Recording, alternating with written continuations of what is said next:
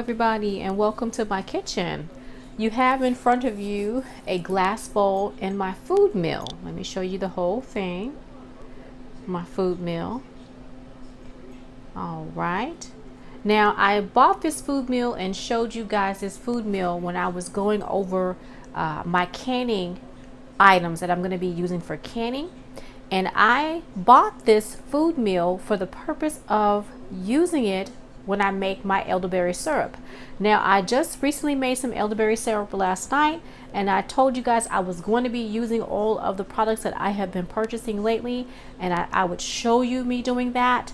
And so today I'm going to show you me taking my elderberry syrup and straining it with this food mill. Now, if you're not familiar with all the uses of a food mill, I will put a link down below to the actual food mill that I purchased. This is a graniteware food mill, stainless steel.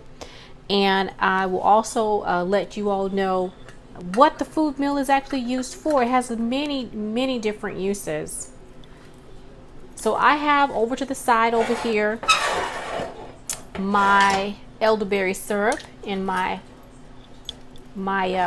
pot, and it's off to the side. Hopefully I don't make too much of a mess, but I have been. So I've got my paper towel right here. I'm just gonna put it there, and I'm gonna place my berries and my syrup inside of the mill.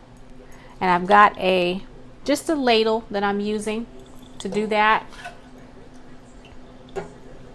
And I'm going to ladle some inside of the food mill, just like so. Now, I'm not going to put a lot of it at one time. Now, I'm going to hold the handle of the food mill as well as the glass jar. And I'm showing you guys a glass jar so that you can see what's going through. Right now, you can see some of the liquid filtering out from the bottom. And what you do is you just turn the handle clockwise. And hopefully, and this is my first time using this thing, y'all, so it's a little bit tough. There we go. All right. I am just grinding down these berries to release the syrup. It's hard to hold on to when you have a glass jar. Maybe it's just me and me being new to it, not being able to use it the way I'd like to without showing you. I was not going to show y'all. I wasn't going to show y'all. I was just going to go ahead on and do it. But I said, no, let me bring this camera out. So bear with me as I try to figure this thing out. It's kind of stiff, but it's working. All right, now let me back it up. Now, if you feel like your berries are sticking to the bottom of the mill, you turn it counterclockwise, and that's what it felt like it was doing. The berries were sticking to the corners and the bottom. And I think I need what did I do with let me find my spoon. I had my spoon right here. I think I might have put it off to the side. I did. I put it off to the side. And what you want to do is you want to make sure that you're taking all your berries and putting them on the center so that they can be ground down like so. Let me see if maybe this will be easier for me over here. I'm right-handed. This isn't working. Okay, I think I'm going to have to move you guys. I don't have a lot of room in the kitchen, if you haven't noticed. So let me move my setup, and then maybe we can see this a little bit better. Okay, I have moved my setup a little bit. There we go. Now, it's much easier to turn counterclockwise than it is to turn clockwise. And I don't know exactly why that is. Maybe I have too many berries in it, but I am trying to get it to go clockwise to squeeze the berries out, and counterclockwise to release the berries off of the mill plate or the grinding plate. And I do believe that these berries, I've taken all the juice out of them. They look like all the juice has been removed. So I am going to take this off to the side, and can you guys see that? I'm going to put these berries into the compost bin. So that is what I'm going to do.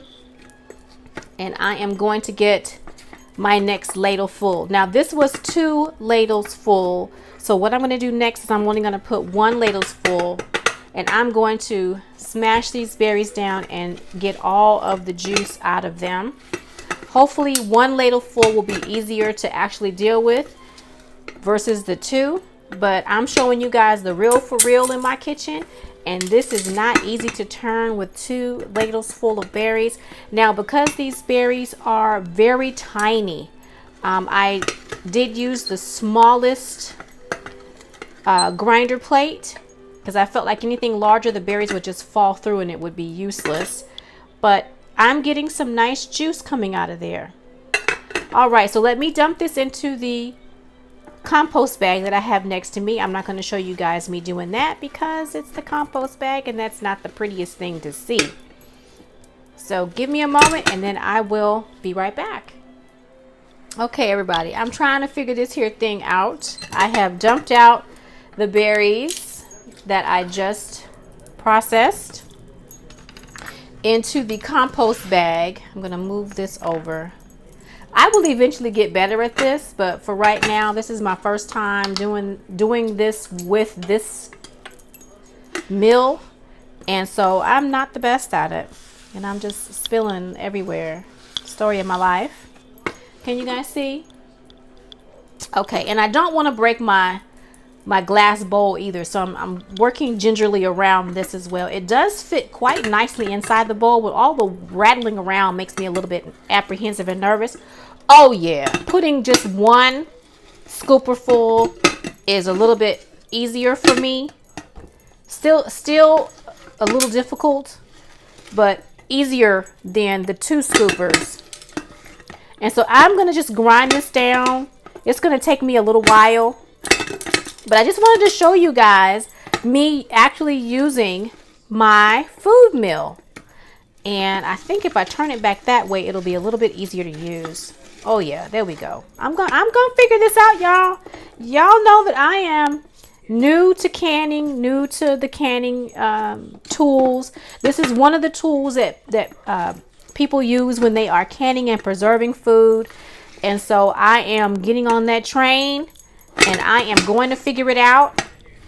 The only reason why I have this glass container is because I wanted you guys to see the liquid being drained down from the berries into the glass jar. Usually I would use the plastic type of bowl that you all saw me use when I made my very first batch of elderberry syrup. And if you haven't watched that video, I recommend you go back and take a look at that video.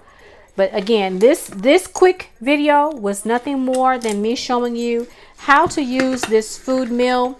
I have the smallest food strainer on it because these berries are very small, and I thought that they would just push right through the medium one, and that this smallest one was the better choice, and it seems to be the better choice. If you put 1 scoop in here or 1 ladle full versus 2, it does move a lot easier, a lot faster. So I'm figuring it out. Now that's all I wanted to show you guys. You've already seen me make my elderberry syrup. Now you've seen me mess around with this food mill. So I want to say thank you for joining me in my kitchen, and I hope to see you guys in another video real soon. Enjoy.